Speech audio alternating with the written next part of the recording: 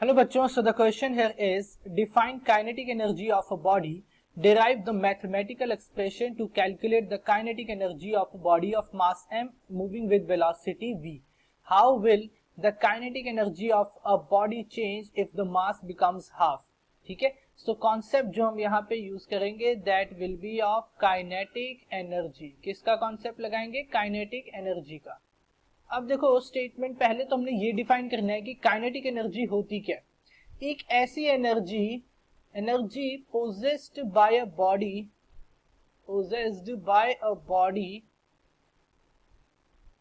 Due to its motion.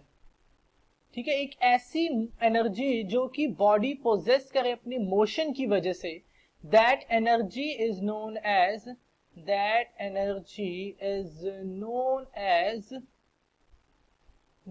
As kinetic energy. उस energy को हम क्या बोलते हैं? काइनेटिक एनर्जी बोलते हैं ऐसी एनर्जीज को.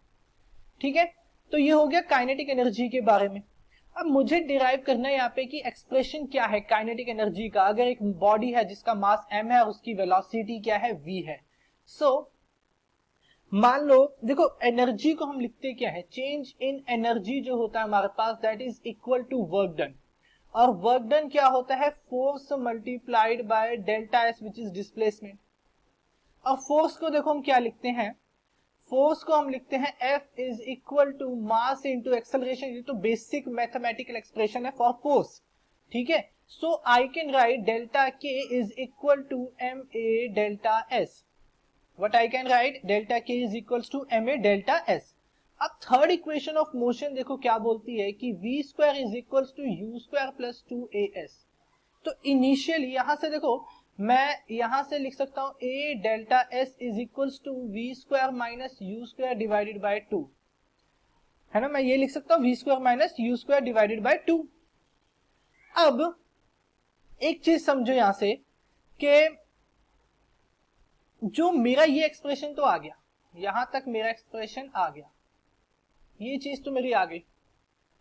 ठीक है, तो अगर मैं यहाँ पे डेल्टा एस की वैल्यू को इक्वेट कर दूं और मुझे ये चीज पता है कि इनिशियली मेरा ऑब्जेक्ट कहां है? रेस्ट पे है. तो उसका u क्या होगा? 0 होगा. So I can write that delta K is equal to m multiplied by v square by 2. तो ये मेरा क्या बना? This will be equal to half m v square. ये किसके इक्वल होगा? Half m v square, which is the equation for mathematical equation for finding the kinetic energy. तो ये तो डेल्टा एस था. अगर मैं ये तो डेल्टा एस की वैल्यू यहाँ पे माइनस 0 भी कर लो बिकॉज यू मेरा क्या है? 0 है. तो यहां से के ई काइनेटिक एनर्जी मेरी क्या आ जाएगी? अकेले half m v square. Expression क्या है काइनेटिक एनर्जी का? Half m v square. अब मुझसे बोला कि अगर मैं मास को हाफ कर दूं तो मेरी काइनेटिक एनर्जी पे क्या इफेक्ट पड़ेगा. अगर मैं m डैश मान लो मेरा फाइनल मास है and which is equal to m by 2, तो मेरा काइनेटिक एनर्जी देखो क्या हो जाएगा?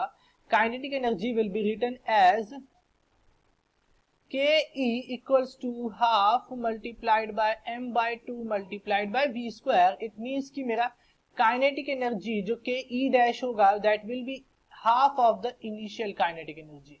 हाफ हो जाएगा वो इनिशियल काइनेटिक एनर्जी का. ओके, सो ये हमारा पूरा आंसर आ जाएगा. So I hope you understand it well. Thank you.